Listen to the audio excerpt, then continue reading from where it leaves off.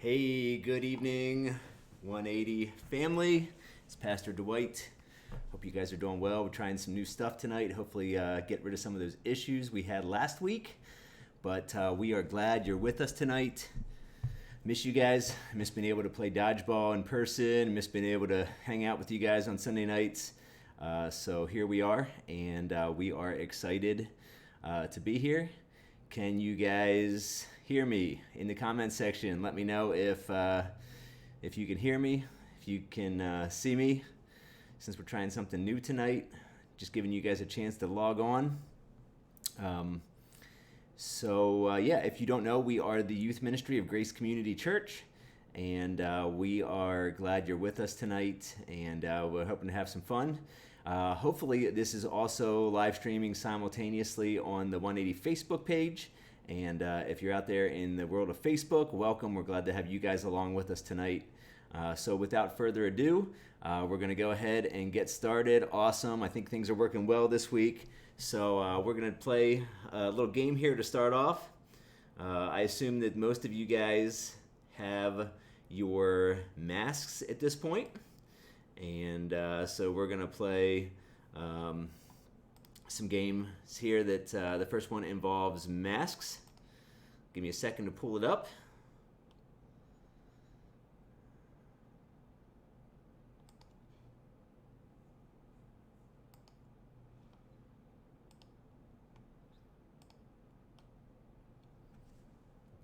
So it's called What's Behind the Mask. So in the comments section, you guys will have a chance to guess what you think is behind the mask. And let me move this over so I can see the chat bar. All right, cool, here we go.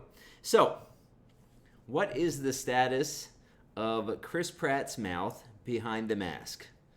Do you think Chris Pratt's mouth is A, closed, B, open, or C, open with his tongue out? Go ahead in that chat section. Let me know what you think. Chris Pratt's mouth. A, closed, B, open, C, open with a tongue out. Okay, so we're a little behind. There's a little lag. Hopefully you guys will get caught up here soon. I'm a little bit ahead of you guys. I'm mellow tonight. Yeah, sorry, Josh. Keeping it low key. A, I think his mouth is closed. Ben, he says open with the tongue out. So does Josiah. There we go. Now the chat's pouring in. Well, let's see what we got here. Oh, he's A, mouth closed. Very, very serious. Kind of like me, just a serious fellow. All right, next. Cute little puppy dog. If you pull off the mask, what will you find in this dog's mouth? A biscuit, a bird, or a pacifier? Cute puppy dog in his mouth. A biscuit, B, a bird, or C, a pacifier? Send in those votes now.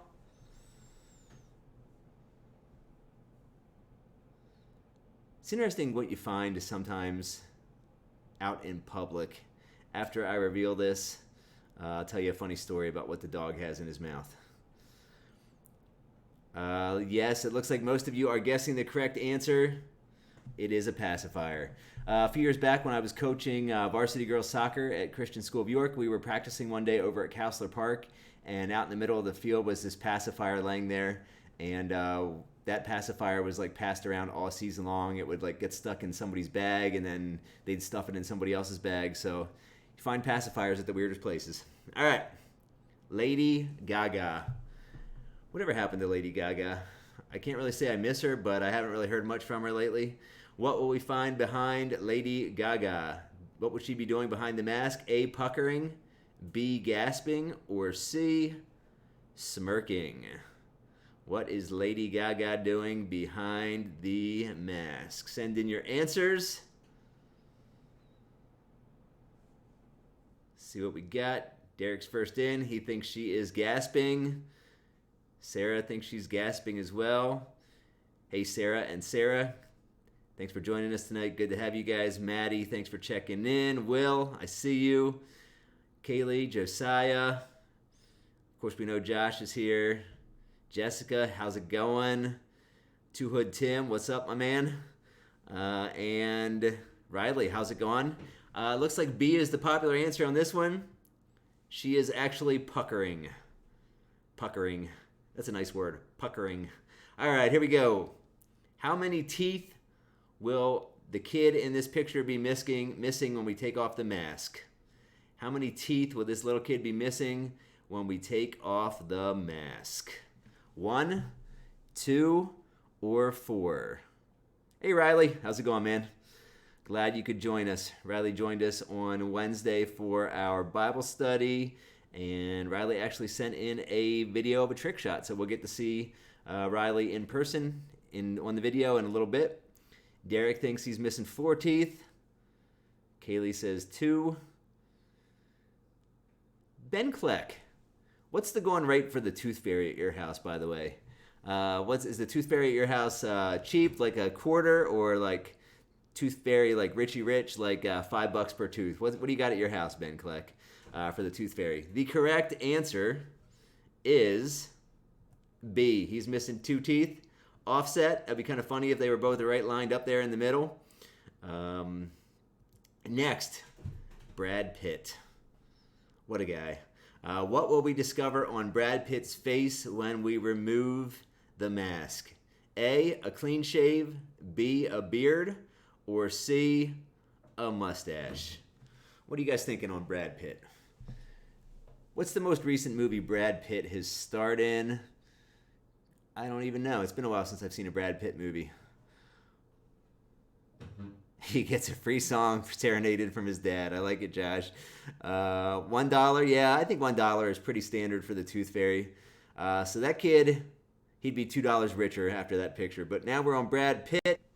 Say clean shaven, beard, or mustache. Well, the correct answer is a mustache. I actually remember, I think the movie that was from, it was a tank movie, a World War II tank movie. I remember him with a mustache in that movie. Joey's going to get water. Hey, Joey, make sure you get 3 glasses because one just won't cut it. All right, what type of mouth does this emoji have behind the mask? A straight face, a half round, or does the emoji have no mouth whatsoever? What are you guys thinking on the emoji? What's he got? Hey, what do you guys think of the new heart emoji? The new face emoji holding a heart. That's on Facebook. Most of you guys probably aren't on Facebook. That's probably just us adults mostly. But Facebook added a new emoji. And I'm not sure, Josh, if you're saying yuck to Brad Pitt's mustache or if you're saying yuck to the heart emoji on Facebook. Fury, that is correct, Matt. We cannot endorse that movie, though, for our younger viewers in the audience because it has quite a bit of... It's a war movie. It's pretty rough, so I can't endorse that movie, but I have seen it. All right, moving on.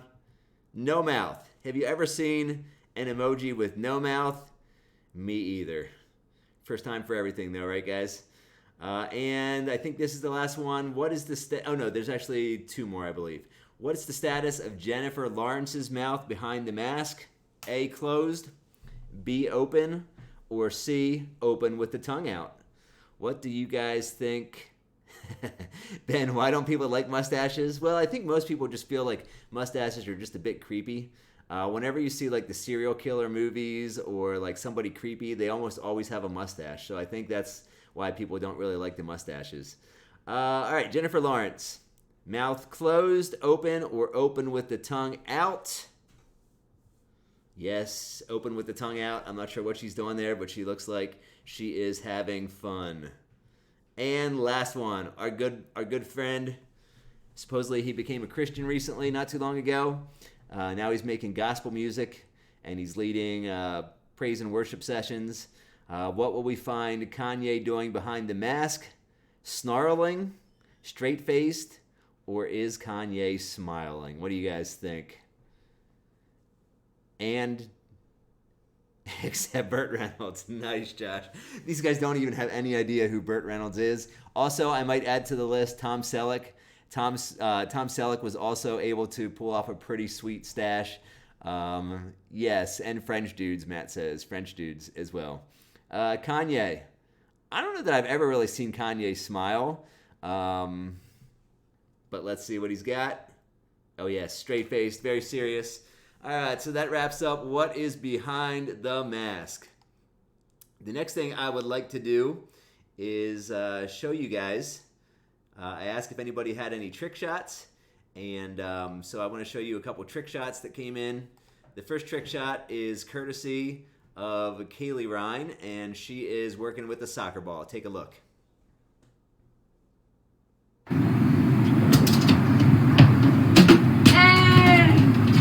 Nice job, Kaylee.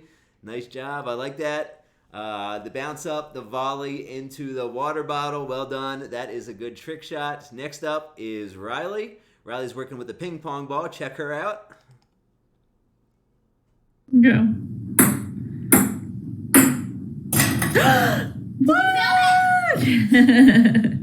And after some technical difficulties the time before, her mom was able to capture that shot on camera. So good job, Riley. Thanks for sending that in. And last but not least, we have Derek. Derek's working with a frisbee and a water bottle. And if you'll notice, he's on top of the roof.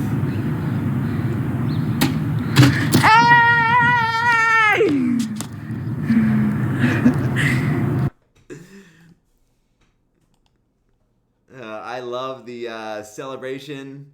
I love the celebration there. I did not know my kids were on top of the roof. That was unsupervised, and they just checked that out all by themselves. Got up there on the roof and let her rip. So hey guys, thanks for sending in those trick shot videos. Like I said, it's always fun. I'm just trying to give you some challenge of something you can do to keep yourself busy, something that's relevant to what we're going through, and something that you can do with your family or friends. So we'll have another challenge this coming week. Check out your emails and see what's coming up next. All right, this next game I am looking forward to. This next game is a little game that we're going to call Liar, Liar, Pants on Fire. Give me a second to bring it up. And this game is actually based off of a online game, and so I can't really take credit for it. I'm not going to say what game it is just because I don't want to get in trouble by them in any way, but check this out. So Liar, Liar, Pants on Fire. Here's the premise of the game.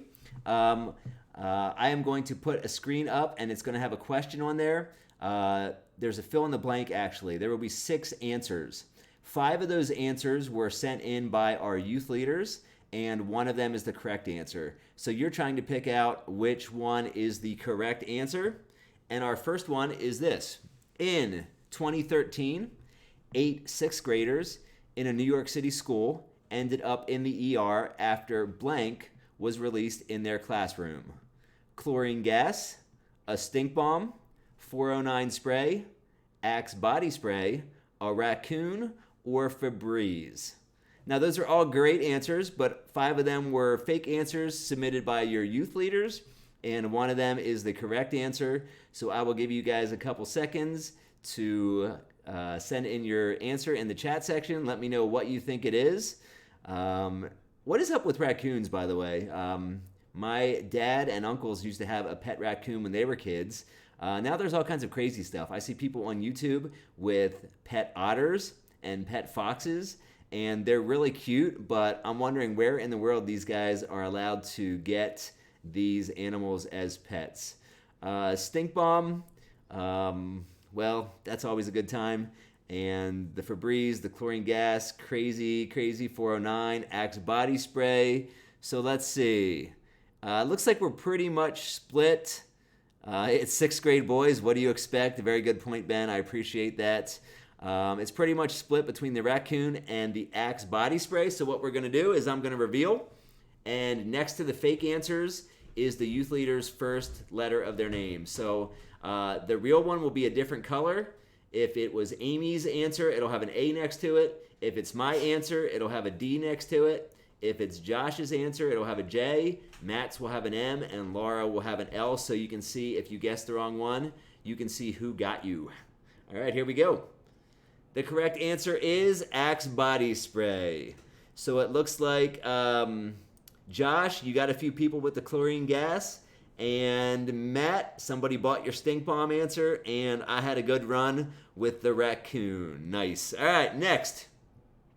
Johnny Depp was made an honorary member of the Comanche Nation and given the name Mawume, which means blank.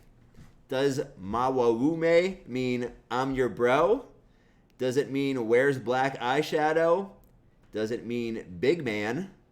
Does it mean Captain Jack Sparrow, Dark One, or Shapeshifter? Send in your votes in the chat section. I always love the Indian names. They're very descriptive. They really kind of capture something cool in nature. So Johnny Depp, what is Johnny Depp's Indian name? Send in those comments. Let me know what you think. I am still waiting for your comments to roll in. Not seeing any. Anybody out there? Derek thinks it's I'm your bro. We got a couple shapeshifters. Hey, what's up, Gabe? Thanks for joining us. Glad to see you. Big man, shapeshifter, dark one. Dark one. All right, so we've got a spread here. Are you guys ready? Let's see what the real answer is. The real answer is shapeshifter. So, Will, Gabe, Maddie, congratulations. You got it right. Dark One. Laura, you got a bunch of them, Laura, with Dark One. Steve, not Steve, it's actually Tim. Tim, you were had by Amy. Amy got you with the big man. Where's black eyeshadow? Come on, I thought that would get some of you. No? All right, here we go. After an allergic reaction to steroids used to treat her asthma, a 28-year-old woman started growing blank on her head instead of hair. Feathers, fingernails, fur, moss, calluses, or teeth. Now, I got a lot of questions about this. First of all, why was the woman, typically, I don't think of any of these things associated with steroids. So if you're out there and you are a doctor, nice. Maybe you can, call in and let us know what this woman was doing, taking steroids that grew this weird stuff on her head. But let's see what we got. After an allergic reaction to steroids used to treat her asthma, a 28-year-old woman started growing blank on her head instead of hair. We got some teeth. We got some moss. We got some fur. Tim is sticking with C, which I guess is fur. Joe's in the garden. All right, Isaac, what's up, my man? Calluses, moss. Oh, moss was popular. Let's see what we got. The answer was actually fingernails. So if you said moss, Matt gotcha. If you said teeth, Amy gotcha. If you said calluses, Josh got you guys. All right, next. The New York Times, I like this one. The New York Times was forced to issue a correction after they incorrectly identified the Nintendo characters Mario and Luigi as blank instead of plumbers. So as you guys probably are well aware, Mario and Luigi are plumbers. The New York Times called them what? Carpenters, pizza makers, garbage men, construction workers, janitors, or insurance agents. Some of you are still stuck on teeth growing in somebody's head on the last one. I know, it's creepy. Derek says construction workers. They are wearing bib overalls, so I can see why people would think they were other things. Pizza makers. Fingernails on her head. So this brings up an interesting point. If she had fingernails on her head, did she get a haircut with nail clippers? Think about that. That's a deep thought for the night. Let that sink in. Pizza makers. Lots of pizza makers. Why? What? All Italians are pizza makers? Come on, guys. That's really, really racist. I cannot believe you guys. Let's see what we got. Pizza makers is the overwhelming majority. The correct answer was they said in their story that they were janitors. Everybody who said pizza makers was had by Amy. Amy got you guys. I was actually going to put pizza makers, but she got it before I did. So well done, Amy. Good job with the pizza makers. All right. In 2013, a zoo in China attempted to pass off a blank as an African lion. A large dog, a kid in a costume, a chimpanzee, a cardboard cutout, a hippopotamus, or a zoo employee. I will tell you, one of the most awesome things I've ever seen at the zoo, when Kaylee and Derek were little, we were at the zoo in Chicago, and we were watching this lion, and it was just kind of like the scene out of Madagascar. He's sitting on top of this rock in the middle of the lion's den, and he was just chilling. And we turned around and walked away, and about a minute after we walked away, this lion just started roaring. And it was like intensely loud, and it was crazy. So lion's roar is insane. Let's see what you guys think. Kid in a costume, that would be pretty sweet. A chimpanzee, a dog, a zoo employee, a dog. All right, I will say some of you are on the right track. The correct answer is yes, a large dog. If you said a zoo employee, you were gotten by Josh. If you said a chimpanzee, you were gotten by Laura. If you said an employee, yes, that was Josh. So good job, Josh. Looks like you got him best on that one. Blair Tolman wrote a self-help book called Blank for Under $1, 301 Ideas. Was it investing for under $1, toilet paper for under $1, dating for under $1, eating for under $1, shopping for under $1, or crafting for under $1? What do you guys got? Honestly, when I was your guys' age, there was a lot of things you could do for $1. Nowadays, not so many things you can do for $1. It costs lots of money to do pretty much anything. So what do you guys got? This guy wrote a self-help book. It's called Blank for Under $1. What do you think it is? Eating for under $1. I see some eating. I see dating for under $1. Dating. Eating. So yes, we got some consensus here. Crafting. Bradley believes it is crafting for under $1. Tim, you're making me work too hard here. A, B, C, D, E, F. Tim believes it's crafting, eating, investing. So we've got a bunch of answers. Let's see what we got here. The correct answer is dating for under $1. Let me just tell you guys this. If you take a girl on a date for under $1, not only will it be your first date, but it will probably also be your last date. So if you like quick dating, speed dating, one date and done, dating for under $1 is probably the right thing to do. So got you with crafting, Josh got you with eating, and Matt got you with investing. Good job. Let's see what we got next.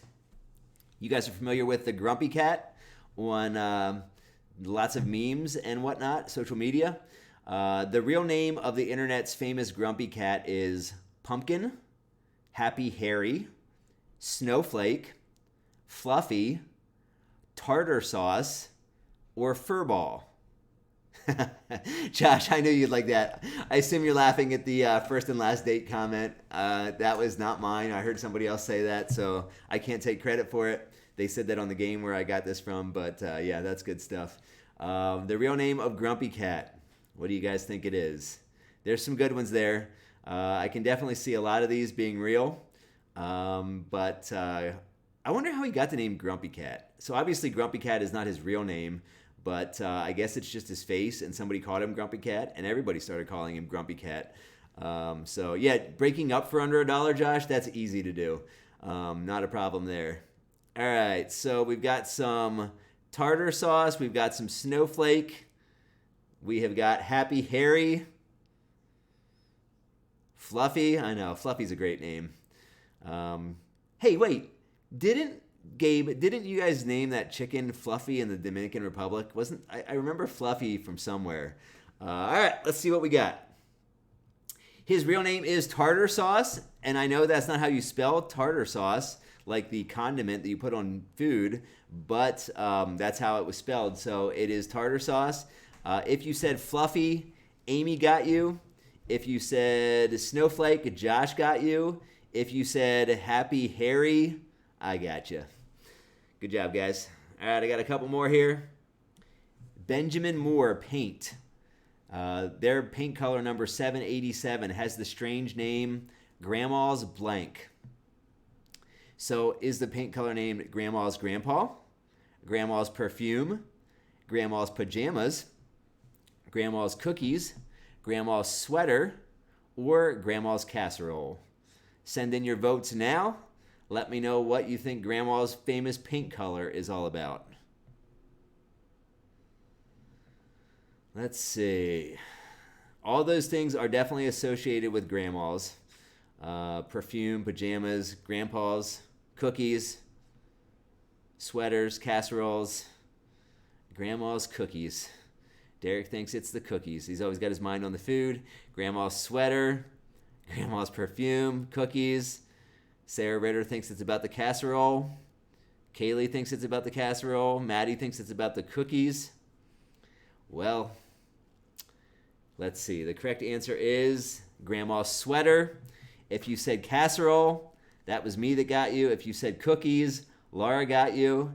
If you said, I don't think anybody said anything else. Somebody said grandpa. Gabe said Grandma's grandpa. That was Matt. I'm not sure what Grandma's grandpa means, but it's pretty funny, so let's roll with it. Next, when soccer player Stefan Schwartz signed with Sunderland in 1999, the team made sure that his contract specifically prohibited, for those of you who don't know, prohibited means that he's not allowed to travel to where? Outer space, York, Pennsylvania, the Apple Store, New Jersey, Yellowstone, or Alaska. What do you guys think? Where was he not allowed to travel? If you have never been to Yellowstone National Park, quick plug, you're missing out. Love the New Jersey beaches. Want to go to Alaska someday. Have no desire to go to outer space. Quick poll. Raise your hand if you believe that the moon landing was faked. York, Pennsylvania. I think we're all quite familiar with that. And the Apple Store. I can honestly say that I'm not an Apple guy, so I don't really care about the Apple Store. All right. We got a bunch of you saying outer space. A couple of you saying Alaska. Kaylee says the Apple Store. Riley says New Jersey. Anybody else want to take the question? Maddie says space. Josiah says space. Yes, you guys are correct. Outer space is the correct answer.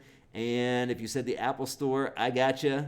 If you said Alaska, Amy got you. And if you said New Jersey, Matt got you. Sarah, I do believe in the moon. Yes, I do. All right, last one. The city of Olney, Illinois, organizes an annual event in order to blank squirrels, in order to trap squirrels, in order to hug squirrels, in order to count squirrels, in order to take photos of squirrels, in order to eat with squirrels, or in order to make outfits for squirrels. All right, here we go. All you people out there who believe the moon is not real probably also believe the earth is flat. Maybe we'll have to do a discussion on that sometime, but not tonight. So let's keep it moving. Focus on the squirrels here, guys. Very important topic. We got the squirrels. What are you thinking about these squirrely people in Olney, Illinois? What are they doing with these squirrels? Making outfits for the squirrels. Well, you know, there's Barbie outfits, there's doll outfits, so that is possible. It is possible that these fine folks are putting outfits on the squirrels. Sarah thinks eating with. Riley and Ben think taking pictures with. Tim thinks hugging squirrels. That might be dangerous. You might get rabies. Maddie thinks outfits. The earth is round and the sun is a star. Riley, well done. Let's see. All right, we're still stuck on the moon. The correct answer is very simple. They hold a event to count squirrels. So if you thought take pictures of, Amy got you. If you thought dine with, Matt got you. If you thought hug, Josh got you. And I got a lot of you with making outfits for the squirrels. So hope you guys enjoyed that. That's a game we may play again at some point in the future. Thanks to the youth leaders for helping us out with that one. And at this point, it's going to be time for our lesson. Give me just a second to get the slides switched over, and we will go from there.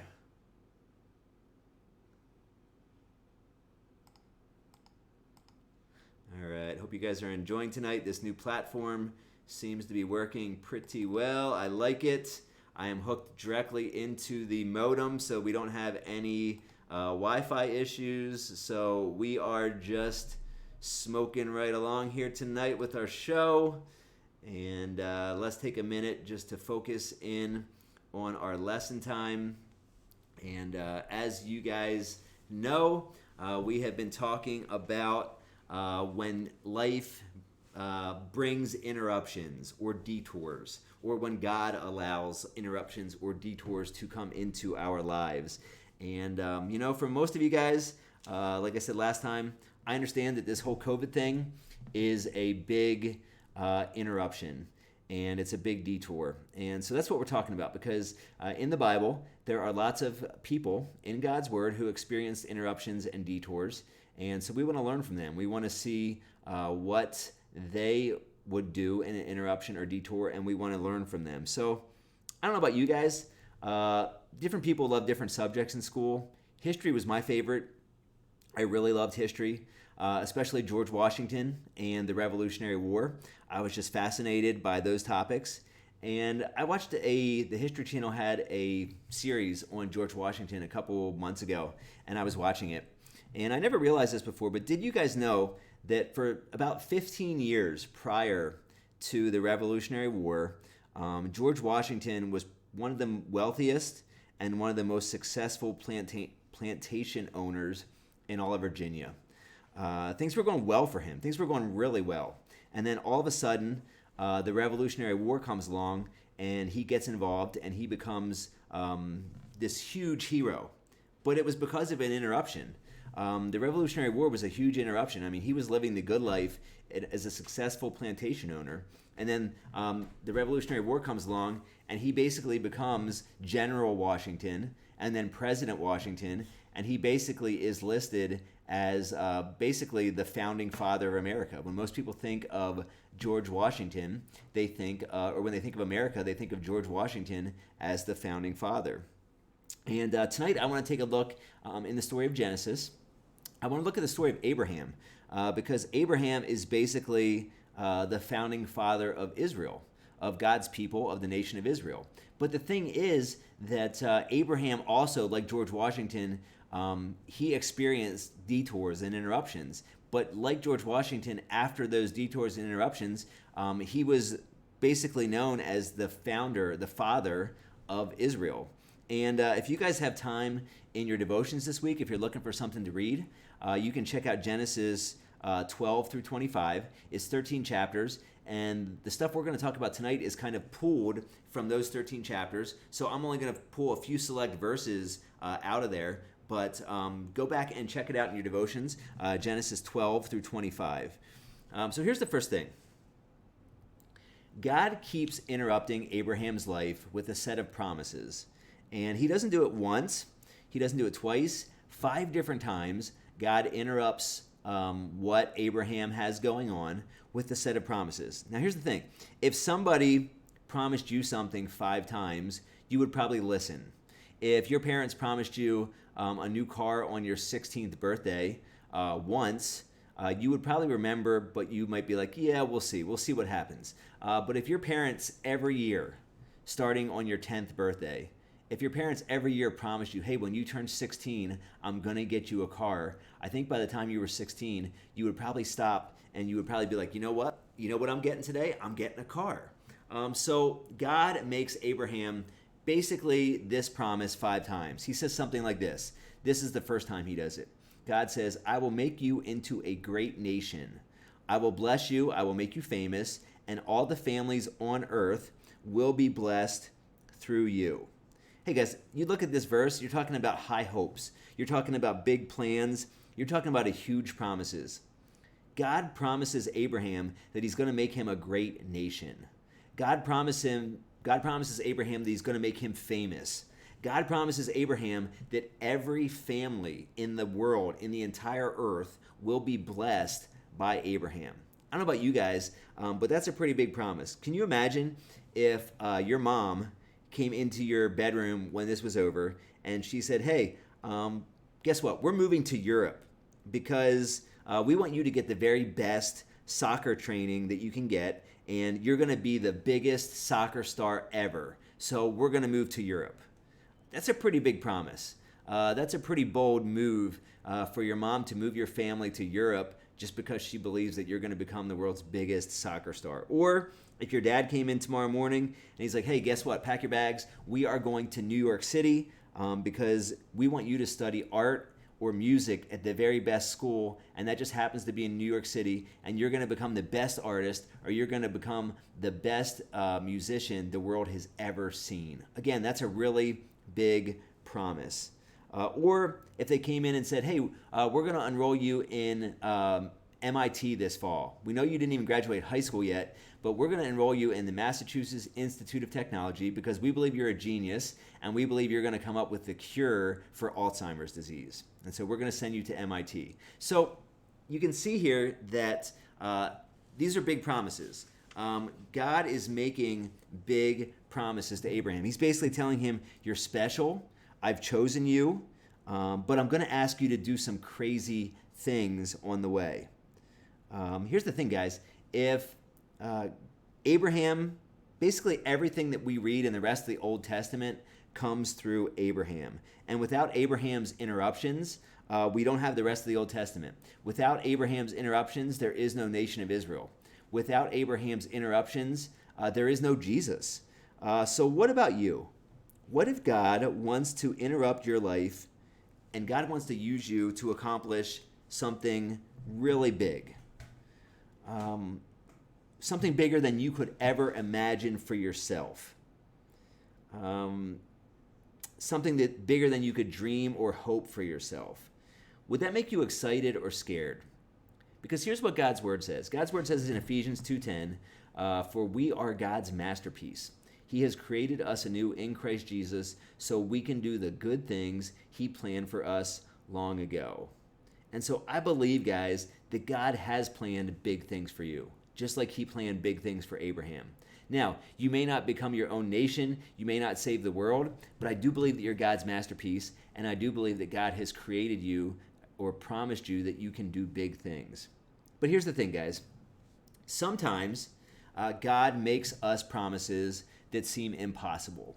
I don't know what Abraham was thinking when God promised him that, but my guess is, you know what? Abraham was probably like, man, God, really? That seems impossible. That's just too big. And sometimes God tells us to do things that seem impossible. And we'll see later on in this story that God tells Abraham some things that seem impossible. The interruptions that God puts in Abraham's life seem like they're just too big, like Abraham's not going to be able to do it. So here's the other thing I know about this passage. Sometimes God introduces or allows interruptions or detours to test our faith. And you guys might be like, well, that's not God. God doesn't do tests. Well, in Genesis 22:1, it specifically says, God tested Abraham's faith. Here's the thing, guys. Why would God do that? There's a difference between tempt and test. And the Bible clearly says that God never tempts us to sin, but the Bible also clearly says that God does test us. So here's the thing. It's easy to trust and obey when things are going smoothly. It's easy for you to trust and obey when things are going as planned. It's easy for you to trust and obey when you're in control of the situation. But God wants to know if we're still going to trust him when the situation seems impossible. Most of you guys have probably heard this story before, but a couple years ago, we went to the Dominican Republic on a missions trip, and we have never had any problems with any of our missions trips raising the money. People have always been so generous to us. But this particular trip, we were getting ready to go. We weren't too far from having to send in our final amount of money, and we were like a lot short, like $5,000 something short. And so trusting God, I got up one Sunday morning, I made an announcement. I said, hey, we still need some money to come in. And I didn't say an amount. I said, we still need some money to come in for the Dominican Republic trip. If you guys are interested in helping out, let me know. And the very next day, somebody called me and they were like, hey, Pastor Dwight, are you at home? And I'm like, yeah, I'm home. They're like, oh, we're going to come over. We have a check for the youth ministry. So this couple comes to my door and they say, hey, Pastor Dwight, how much money do you guys still need for the trip? And I said, well, we need about $5,000. And that man and woman opened up their checkbook, and right there on the spot, they wrote me a check for $5,000. And I really believe that situation, although it didn't seem impossible, it seemed huge. And I believe that God was testing to see what our faith was going to be. And so sometimes, instead of saying there's no way, we need to say with God, there's a way. Because check this verse out. Matthew 19:26. This is actually Jesus speaking. And Jesus actually says, humanly speaking, it is impossible. But with God, everything is possible. I know some of you guys are fans of the new song. The song that's out fairly recently. It's called Waymaker. And here's my question for you guys. Will you trust God? Will you trust that the God that we serve is a waymaker? That song says he's a waymaker, miracle worker, promise keeper. When God's promises seem impossible, will you trust that the God we serve is a waymaker, miracle worker, promise keeper? So, when our faith is strong, we are willing to do whatever God asks. So here's basically where Abraham's at.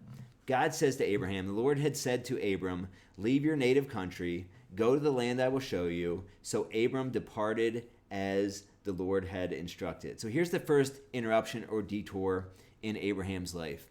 God comes to him with the promise, and God says, here's my promise, but here's what I want you to do. I want you to pick up everything you own, and I want you to go to another country. And it doesn't say anything about Abram asking any questions. It basically says, so Abraham picked up and did what God asked him to do. Again, your parents. What if your parent came into your bedroom when this live stream was over? They brought in a suitcase and they brought in 2 cardboard boxes. They set them on the floor of your room and they said something like this.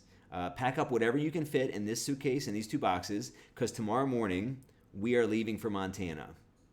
And you're like, wait, why are we going to Montana? And your parents said, because God wants us to go.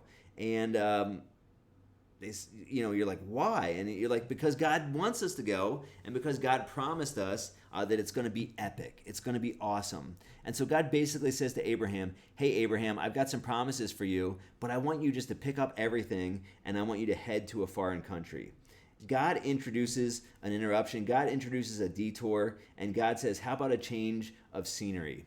And there's this old story, I think it was basically about like a drill instructor in the military, and the drill instructor says jump, and basically what he wants the soldiers to do is basically say how high. And so God says jump, and Abraham says how high. But Abraham was willing to leave behind everything to obey God. What about you guys? If you knew God was asking you to do something new and leave behind what was comfortable and familiar, would you do it? What would you be willing to leave behind to follow God? When I was choosing a college, I grew up in just outside of Harrisburg, not too far from here, and it was a lot like York. It was not a small town, but it definitely wasn't the big city either. And I was really seeking God, asking God, where do you want me to go to college? And one of the choices was Moody Bible Institute, which was in the heart of Chicago. And you know what? I wasn't really sure about going to the big city. Chicago was different, but I was willing to leave behind my hometown. I was willing to leave behind my friends and family to follow God. And so I'm challenging you guys, what are you willing to leave behind for God? Now, on the other hand, when our faith is weak, we tend to take matters into our own hands. Here's the thing. God promised to make Abraham a great nation, but there was just one problem. This is the problem. Abraham says to God, what good are all your blessings when I don't even have a son, since you've given me no children? And then another verse says, now Sarah, Abraham's wife, had not been able to bear children for him. So this is the catch. God says to Abraham and Sarah, God says, I'm going to make you a great nation. I'm going to bless the entire earth through you. Your descendants are going to be, at one point he takes him out and has him look at the stars. He says, your descendants are going to be more numerous than the stars in the sky. But Abraham's like, wait, God, how is that possible? I don't even have a son. And so sometimes we try to take things into our own hands. We say, we've got to do something. God needs our help. And this is the opposite of faith. We get impatient. We get proud. We think we know how to do things. We think God needs our help. I don't know if they still do these, but back in the day, guys, when there was like the old like Nintendo and some of the old video games, you could buy these magazines. And in these magazines, it had cheat codes. And let's just say you would fire up Super Mario Brothers, and then you would hit certain buttons on your controller, and it would instantly take you. You could skip like all these levels, or you could get a magic power, and these cheat codes would help you. And sometimes we think that we know the cheat codes to our interruptions. We think, well, you know what? God doesn't know what he's doing here. God doesn't know what's up with this interruption. If I just fix this myself, it'll be okay. And so here's what Sarah basically did. Sarah basically says, and again, listen, guys, there's some hard stuff in the Bible. We've talked about this recently. I see Tim is commenting Sarai and Abram. Yeah, they both started out as Sarai and Abram, and then God changed their names at one point to Sarah and Abraham. So at some chapters in this passage, it's Sarai and Abram, and in some parts, it's Sarah and Abraham. But there's some tough stuff in the Bible. So here's what Sarah tries to do to take matters into her own hands. Sarah says, you know what? I've got this servant girl. I'm going to give the servant girl to Abraham. Abraham's going to sleep with the servant girl, and the servant girl will give us a child. And here's what I want to tell you guys. Guys, when we take matters into our own hands, things get messed up. Sarah tried to take matters into her own hands, and it messed up the situation big time. So don't take matters into your own hands. Trust in God. So here's the thing. God tells Abraham and Sarah multiple times that she's going to have a son. And then this, when God tells them they're going to have a son, this is their response. First of all, Abraham, you got to remember that Abraham and Sarah are like old when this story happens. They're like over 100. They're like around 100 years old. So Abraham bows. This is what it says. God told Abraham that he was going to have a son, and it says, then Abraham bowed down to the ground, but he laughed to himself in disbelief. And then a couple chapters later, some angels come back, and some angels tell Abraham again, hey, Abraham, you're going to have a son. This time, Sarah is inside her tent. It says Sarah was listening to this conversation from the tent, and she laughed silently to herself. You guys know what it's like, right? When somebody says something that's so crazy, that's so ridiculous, but then you realize they're serious, and you're trying not to bust out laughing in front of them because what they said was so crazy. So not only do Abraham and Sarah not believe God, but they actually have the nerve to laugh at him. You guys know what it's like when somebody's saying something crazy and you stand behind them and other people can see you and you're given the old like finger twirl, like this person's crazy sign. So Abraham and Sarah are basically like giving God the crazy sign. Like, God, you're crazy. Again, this is too impossible. This is too big. There's no way this is going to happen. So what eventually happens is Sarah does have a son. His name is Isaac, and things are going along great. But then another interruption, another detour. Like I said, Abraham gets hit with a bunch of detours, a bunch of interruptions. So Abraham again demonstrates that when our faith is strong, we're willing to do whatever God asks. So you got to remember, guys, Abraham had waited a long time for a son, and everything that God had promised to Abraham hinged upon him having a son. And then this is what God asked him to do. Most of you have probably heard this part of the story in Sunday school when you were kids. God says to Abraham, take your son, your only son, whom you love so much, go and sacrifice him as a burnt offering. And then this is the amazing part. The next morning, Abraham got up, and it basically says that he went out and did it. Abraham doesn't hesitate, guys. Abraham's faith is so strong that he's willing to do whatever God wants him to do. So Abraham travels. He builds an altar out of stones. He actually ties Isaac, his son, up. He puts Isaac on the altar. He actually has the knife raised above his head. and then God stops him and God provides a ram. Let me ask you guys this. Is there something in your life that God is asking you to sacrifice? Is there a possession in your life that God is asking you to give up?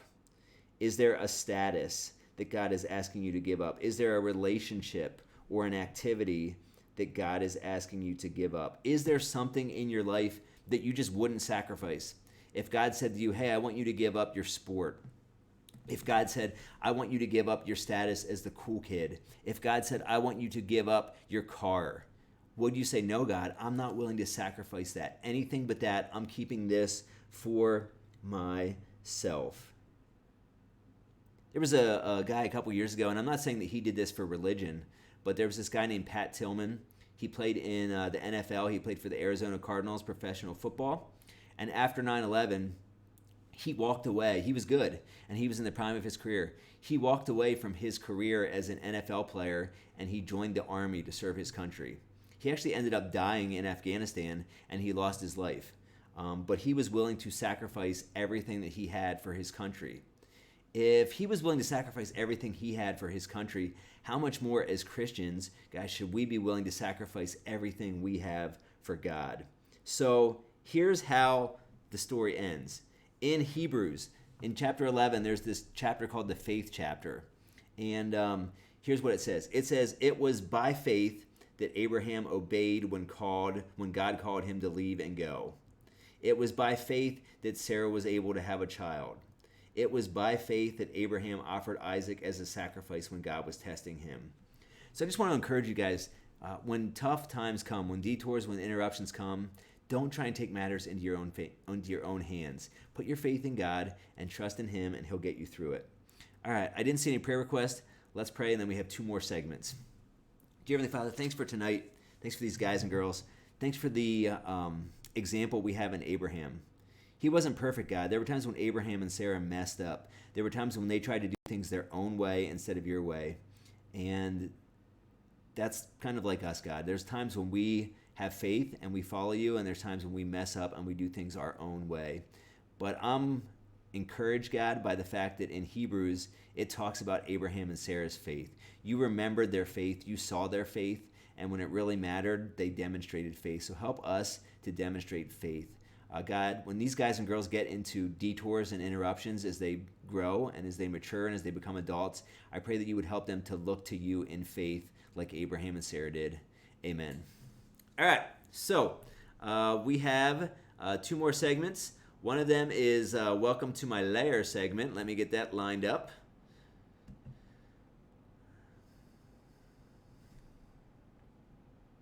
So I'm still looking each week for people, so I might call on you next. But here's what we have for Welcome to My Lair. Hope you guys enjoy this. Check it out.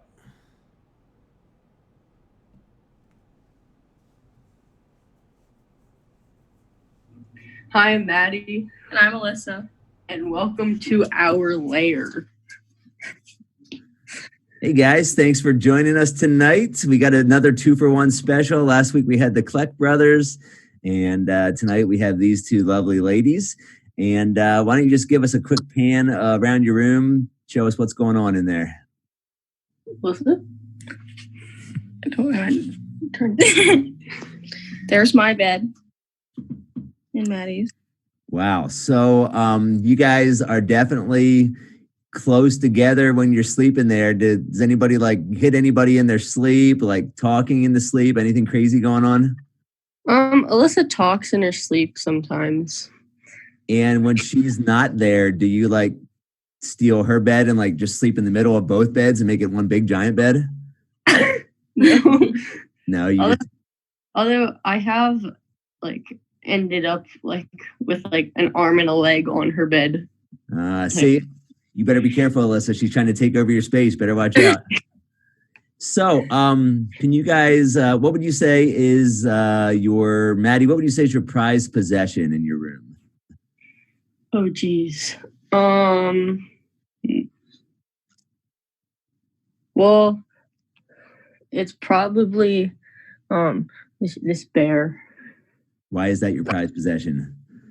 It's made out of the sweater that my dad wore when I was born.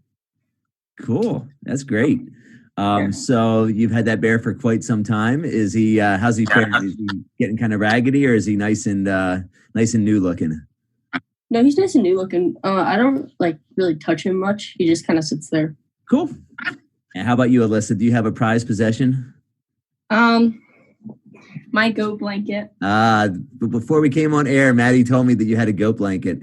Can I see it? Can you hold it up again? Yeah.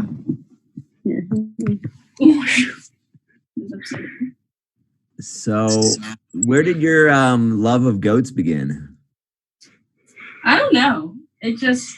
I really liked goats. I think I saw it on a TV show or something. Have you ever had a goat? No. Would you like a goat? Yeah. So if you went out in the backyard after this interview was over and Jim and Trina were out there with a goat, you would freak out? Mm-hmm. I'm not saying they are. I'm just saying that would be pretty cool. Okay, cool. Let's see. Is there anything in there that you guys created? Anything that you guys made?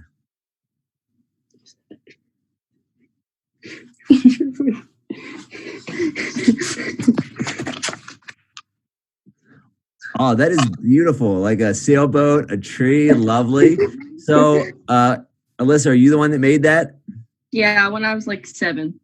Wow, that's pretty good for a 7-year-old. I'll give you props for that. That's well done. How about you, Maddie? Anything in there that you made?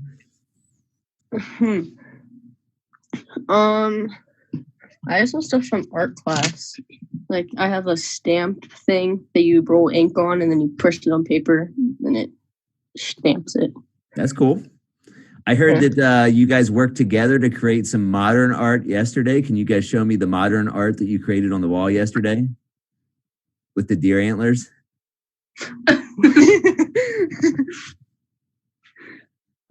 We turned my deer into a swimmer. We put my swim cap on it, and then there's 2 of my meat suits hanging from it. I bet that was fun. So yeah, about the swimming, Maddie, I have some questions about the swimming. So how many, so it's kind of weird. What do you call them? Swimming suits, bathing suits? I mean, bathing suits, do people still call them bathing suits? I just call them suits. Suits, just suits. Okay. Yeah. So how many suits should a swimmer have? Let's see. I have knee skin, which isn't really necessary, but it's kind of cool. And then I have 2 regular meat suits, and I think I have like 3 or 4 practice suits. Wow. So altogether, how many do you have? A lot. 6, 7, 8 suits. Yeah. Wow. That is a lot of suits. Okay. Let me ask you another question. We can get Alyssa in on this one. But just for the swimming perspective first, do swimmers only wear slides or do swimmers wear flip-flops? Is it like uncool for a swimmer to wear flip-flops or do the swimmers wear flip-flops? No, a lot of swimmers wear like both. Sometimes you'll wear like Crocs. Oh yeah, a lot of swimmers wear Crocs. Wear the Crocs. The Crocs aren't even on my radar. Good catch, Alyssa. So what's your preference, Maddie? Of those 3, flip-flops, slides, or Crocs, what's your preference? I prefer my slides. I like to wear my slides. All right. How about you, Alyssa? What do you prefer? Flip-flops. Flip-flops? Okay. Cool. Let's see. Oh, I had one other question for you in regards to swimming, Maddie. If it meant that you could like win some kind of like championship or go to the Olympics or something like that, would you be willing to shave your head completely bald to shave time? That's what a cap's for. But what if caps weren't a thing? What if you could go? What if I told you right now you could go to the Olympics? All you had to do was shave your head. Yes, I'd do it. I was going to say, for the Olympics, you better do it. What about you, Alyssa? I know that you're a field hockey player, so I know that, it's not a thing, but what if you could go to the Olympics if all you had to do was shave your head? Would you do it? Yeah. Yeah. Okay, good job. I would love to see what you guys look like bald. That would be pretty funny. Is there anything in your room that annoys you guys? Something about your room that annoys you? I'm gonna Say that. our window. We have A little window. Yeah, we have a really tiny window, and we keep pillows over it at all times. Because you're like scared people are like looking in, or what? Well, not necessarily that. It's just we don't like the light. Oh, you like it completely dark. So you guys are in the basement. You guys like in a cave, and you like love it to be completely dark. Yeah. Okay, that's cool. I thought maybe you were just scared about people looking in or something like that. No. creeped out by the creepers in your neighborhood. By the way, Maddie and Alyssa are my neighbors, and whenever during the quarantine, they've been walking around the street sometimes. The other day, apparently, they were told to leave the house because they were fighting. They had to go take a walk for a little while. I saw them walking down the street, and I went out and yelled at them. And so I like it when Maddie and Alyssa take a walk, and I get the chance to talk to them. So we are neighbors, but I promise not to come and like mess with you guys, like wear a scary mask and like knock on your window or something like that. So, Maddie, can you give us a quick, I saw the ribbons and awards on the wall. Can you give us a quick look at those?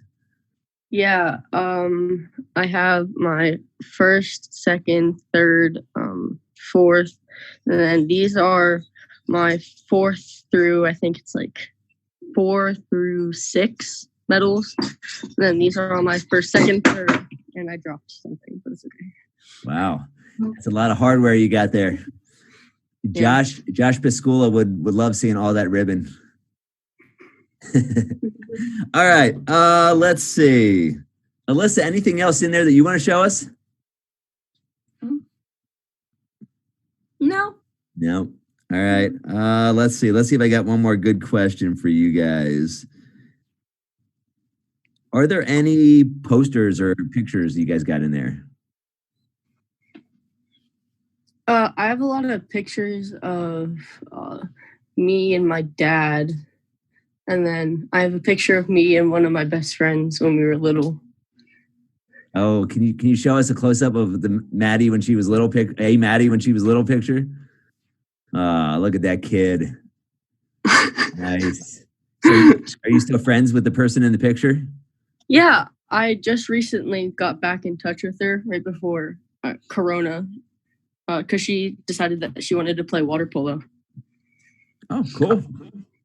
Oh, yeah, I forgot about water polo. I was just thinking about the swimming, but you do water polo as well. All right, ladies. Well, thanks for giving us a little insight into who you guys are and what your room looks like. And anything you guys want to say to the other teens in 180? Hi. All right, thanks, guys. See ya. Bye.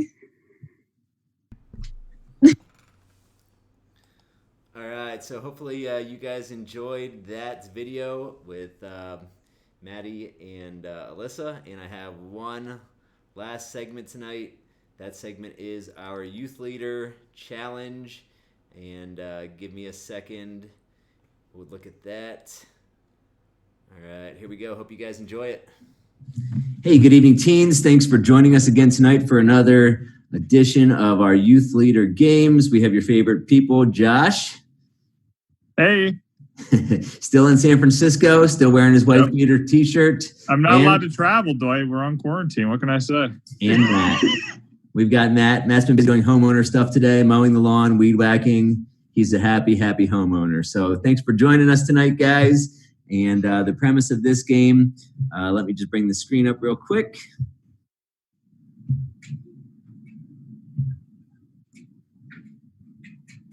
Oh my goodness, what in the world is going on here? All right, teens, so we've tried this, this is our third take. There we go. All right, so we're calling this game Say What? Infomercial Lip Reading, just under the pretext that if social distancing continues as it is, you may someday have to read people's lips instead of actually communicating with them verbally. So we're going to test these two youth leaders' ability to read some lips tonight. And our muse for the matter is going to be your favorite gentleman, Phil Swift of the Flex brand. And so, guys, we'll show this video clip. You guys try and read his lips, and then we'll see what you guys come up with. Here we go. All right, we'll play it one more time. Josh is going to struggle with this. He said he has no clue. I've never seen these infomercials. I think I originally saw like the Flex Seal when it first came out, but I haven't seen any of the new ones. All right, so these guys had a chance to look at these ahead of time. They have their answers written down. Josh, do you have any idea what he said? Well, I have now watch. I'm going to slap. Now watch, I'm going to slap. All right, Matt? So I said, there we go. It's plastic and a sure thing. And I don't know if any of those are actual words that he said. There we go. It's plastic and a sure thing. Let's see what Phil actually said. Flex paste is super thick. He said, Flex paste is super thick. So, yeah, I'm going to give each of you 0 points for the first round. This may be the first youth leader game where nobody scores any points. Yes, he said Flex paste is super thick. All right, here is your next video. Pay attention.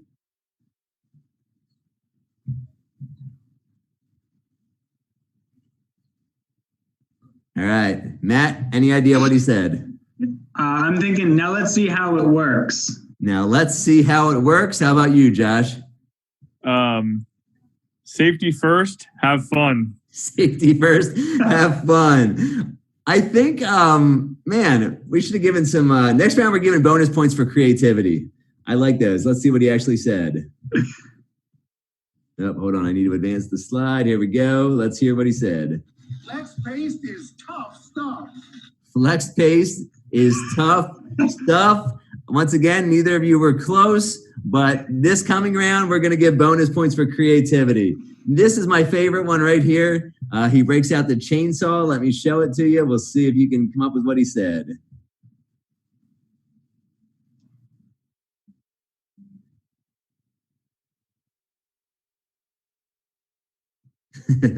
I like first when we watch the clip the second time, I like how he looks at the camera right before he starts with the chainsaw and he gives the camera like a little wink and a nod, like, oh yeah, here we go. Yeah.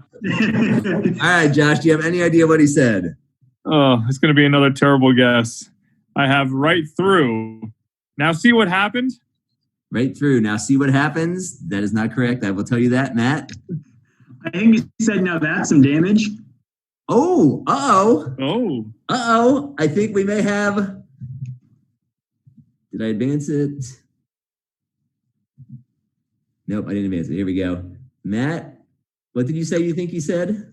Now that's some damage. Now that's some damage. Yeah, he does give a nod. Now that's a lot of damage. Oh! Oh! What? You only had some and a lot mixed up. I'm definitely giving you a point for that one. So, Woohoo! after 3 rounds, Matt takes the lead with 1 point. Let's watch that again. That's a fun clip, just no matter who you are. That's fine. All right, here we go.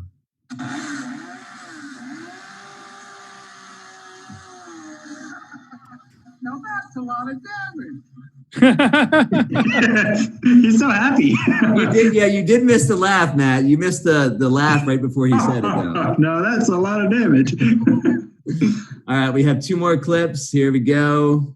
This one, he's invited his chicken friends. The thing I like about this clip, you guys need to pay attention to his lips, but I would just say in little subtitles at some point in this clip, it says something to the effect of, no chickens were harmed in the making of this video. But it's also funny because the chickens have no way of getting out. It's like they stuffed them in there and then they put up the netting and then like stapled it around. Yeah. Low budget commercial, Matt. I mean, come on. What did you think they were going to do? All right, here we go.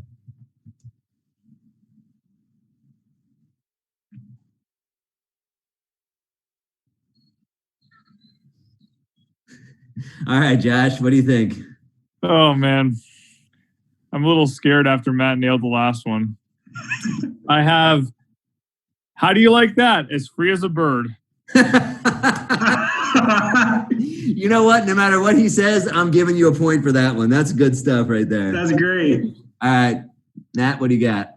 I thought he said maybe watch the chickens run, which they don't run, they flap, but I don't know. We'll see. I'm giving you half a point for creativity on that one. I like that one as well. Okay. All right. So I will tell you that neither one of you are right. So after 4 rounds, Matt's ahead 1.5 to 1. Let's see what he actually said.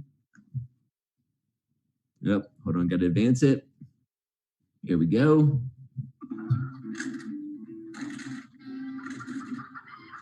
I took this chicken wire. He says, I took this chicken wire. Woo! I thought somebody might get the woo, but nobody did. So, all right. After 4 rounds, like I said, we have one more round, and we have Josh with 1 point, Matt with 1.5. All right, last round. Here we go. He always, no matter what, if you guys have not noticed, no matter what, the dude always ends up making a boat in these videos.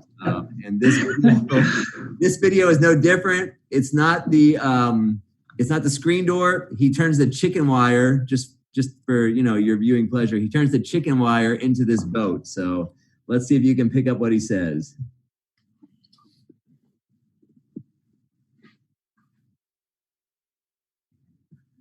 All right, Matt, what do you got? All right, I'm thinking, all right, works the first time. Works the first time. Josh, what do you got? I have ready for one beautiful boat.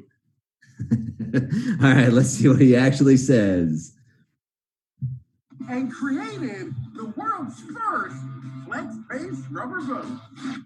And created the world's first flex-paste rubber boat. So, yep, I can't give you any points for those gentlemen. So it looks like Matt's going to be the winner. 1.5 to 1 on this one in a tight squeaker of a match. Ooh, just squeaked in first.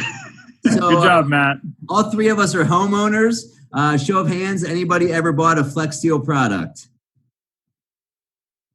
I have not. It actually wasn't for my home, though. It was for my pickup truck. I don't know if you guys remember my last pickup truck. I had some rust damage on it, and I used the Flex Seal tape, and I can vouch that Flex Seal makes good stuff. So, guys, if you're in the market for anything rubberized, go out and get yourself some Flex Seal paste. And if you don't have anything, we'll just go have some fun, rip the screen off your chicken cage, and make yourself a boat. Woo! Woo! Hey, good evening, teens. Thanks for joining us again tonight for another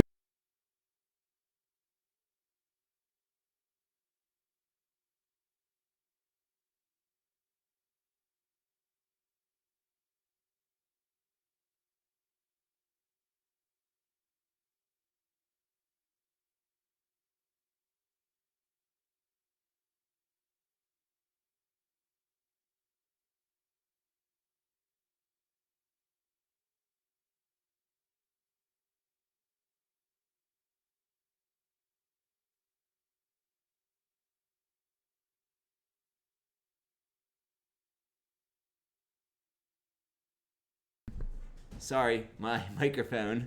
I forgot to turn my microphone back on. It was a continuation of the lip reading challenge. Does anybody know what I said? Just kidding. I just forgot to turn my mic back on.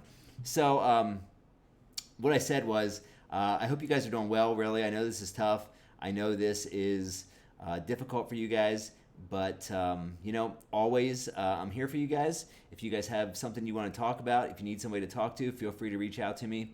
If you guys have a prayer request, I'd love to pray for you guys.